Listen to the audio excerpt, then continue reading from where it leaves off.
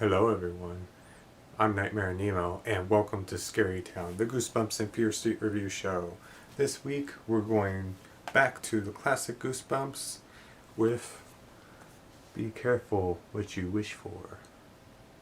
And if you don't notice, this is actually one of the reissue books, and it has a completely different cover art, which I actually prefer. This looks really amazing, and just like the color choice that they used is beautiful. And the back says, "Introducing the Wishmaster, the Wishmaker, the Wishmaster." That's something completely different. So, this is one that I didn't grow up reading, but before reading this, I've seen the TV episode, and it's pretty faithful to the book, but it kind of changes up some of the wishes that she does, the main character Samantha does make, so that they're not so creepy. Because honestly, there's this book gets kind of dark in places. Like, it doesn't dwell on it too much, but if you really think about it, it's pretty disturbing and kind of scary. So our main character is Samantha Bird.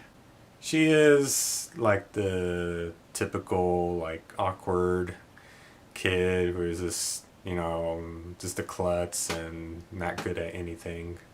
She's in the school's basketball team, and she's like incredibly tall, like taller than other kids, and she would be like a natural, you would think, in the basketball team, but she's just like awful, and she's no good, and she just has horrible luck and whatnot. And of course there's these two other girls, but namely one girl is Judith, who is like this snob, who is like, she's just like kind of like Miss Perfect, and she just berates Bird, and her catchphrase for like messing with Samantha is like, "Samantha Bird, why don't you just fly away?" Like, because she's a bird. It's really dumb. But it ties in with the ending. I'm not gonna spoil, but I leave you to think about that. So anyways, like Samantha, like she means well, but she just, she's terrible at basketball, and all the while Judith is like, she trips her in class, and she's always pulling these pranks on her, and then everybody laughs at her, like, no, they're all gonna laugh at me, all that kind of stuff. So there's definitely that going on, and then it's kind of pretty samey until she's like leaving from school, and it's raining out, and there's this odd old lady, and she's like dressed in this like kind of like this out of date clothing, like it's really strange. And she looks like she's lost, and she's crossing the street, and a car's about to like hit her, and then Samantha jumps and saves her, and then the woman's like, "Thank you so much for saving me, and my name is Clarissa. I'm looking for this place, and I'm a bit lost. I'm new to the area, so could you help me?" And there's this kind of moment where Samantha's like, "Forget this old lady. I'm just gonna go home. I'm not gonna worry about it," because she knows where Clarissa wants to go is like all the way across at the other end of town, and it's just gonna take a long time. It's a hassle.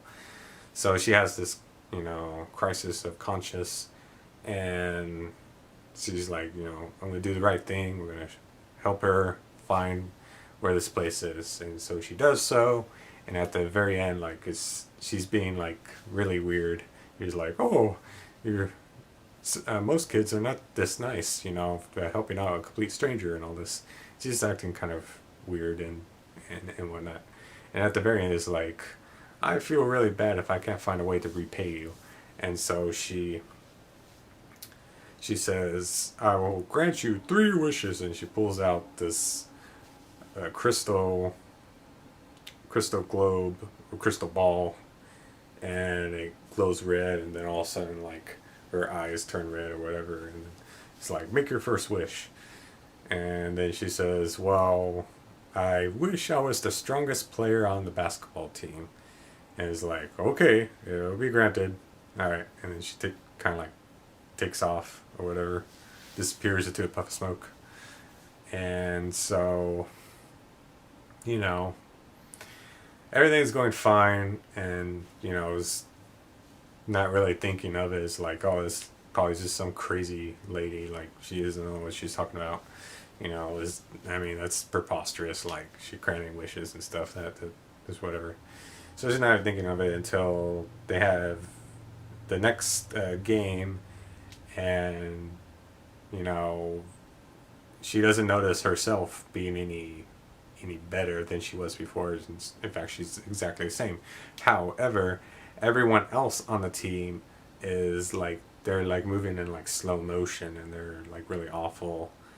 And so it's the story is very much like the famous short story The Monkey's Paw, which is got like different versions.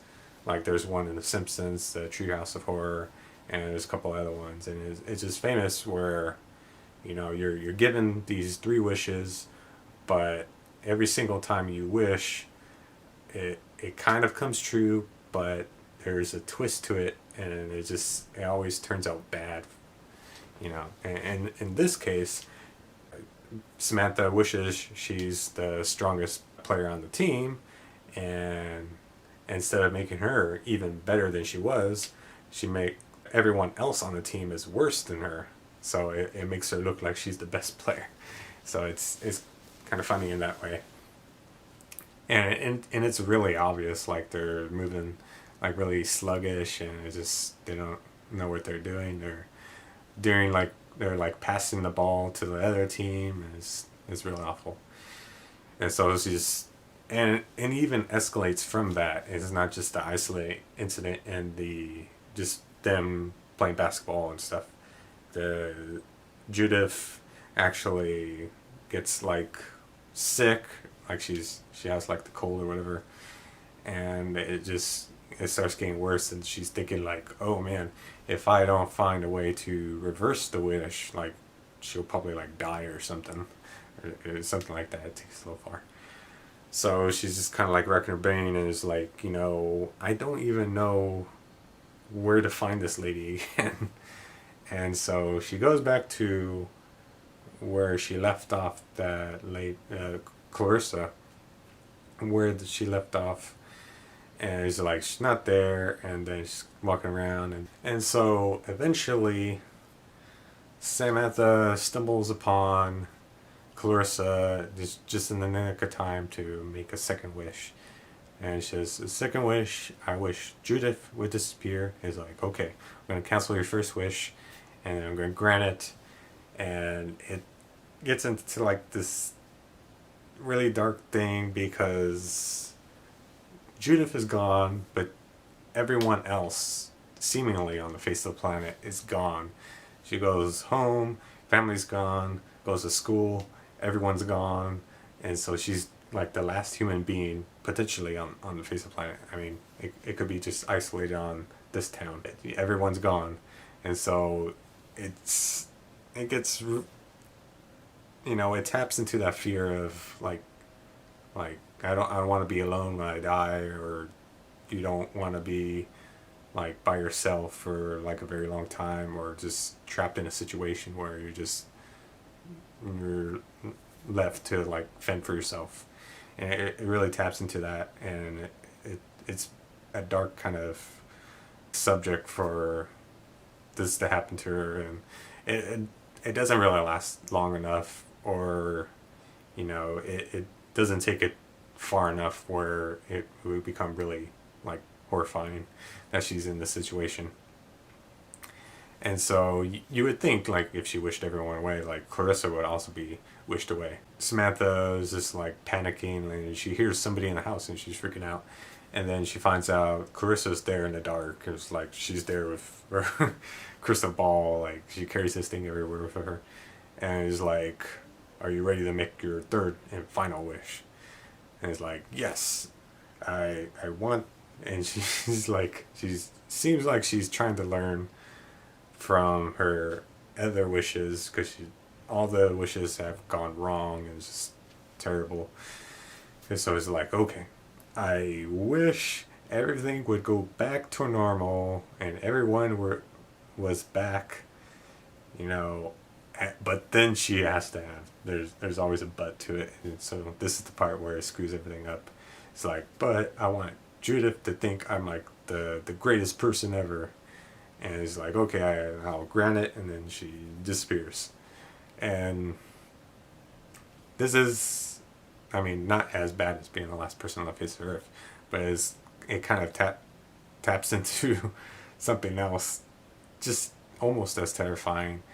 And Judith does think Samantha is the best, but in a way where, like, she becomes like this, like, crazy person who's just like following her everywhere, like even popping up in her house and in her own room. Is like, how did you get in our house? It's like, oh, you know, it's just one of the windows were open, I just got inside, and she's like, you know, hiding in her closet, and it's getting really like a stalker, and it's like this, and she's like trying to dress like Samantha, and just like, you know, helping her out, like spending like all her time with Samantha because she thinks she's so cool, and it's just like, it's just like driving her up the wall, just like, oh God, this is horrible. Like, it's funny at first, but then it's just like, oh God, this is too much, and I need to stop this. And so, breaking the rules, eventually she runs into Clarissa again and says, like, you know, I'm really upset with you. You're like, every single wish I've made has gone south. Like, you gotta help me out here. It's like, okay, I'll allow you to make one more wish, even though it's, you know, breaking rules. Only 3 wishes. So it's like, okay. So my final wish is, I wish I never met you, and I wish Judith had met you instead. And then that goes into the hilarious ending, and I'm not going to spoil that. I'm going to make a separate video where I go into the spoilers of the ending and just kind of just freely talk about the story. And at the end of the day, this is a pretty enjoyable Goosebumps book, and some of the wishes, like the one wishing everyone away, that itself could be its own story, where like Samantha is just having to fend for herself as the last human being on the face of the planet. That's a really great idea. And then Judith like stalking her around, that's pretty terrifying. That could be a story in itself as well. And there's some really good, I mean, those are really good ideas, but it's all sandwiched together into this story. And even the first wish, where she wishes she was the strongest player on, and it makes everyone even weaker, and it's also making them sick, and then that could be its own story. So it's a really great concept that you can just kind of use as a vehicle to explore these different, you know, scenarios. So it's a lot of fun in that. And so at the end of the day, this is a pretty good Goosebumps book, and I will more than happy to recommend it to everyone. And so that's all we have for this week's episode. Stay tuned for a separate episode where I go and talk about the ending, and just kind of like just my general thoughts on the book involving the ending and other stuff. So I will get to that, and I'll see you guys next time.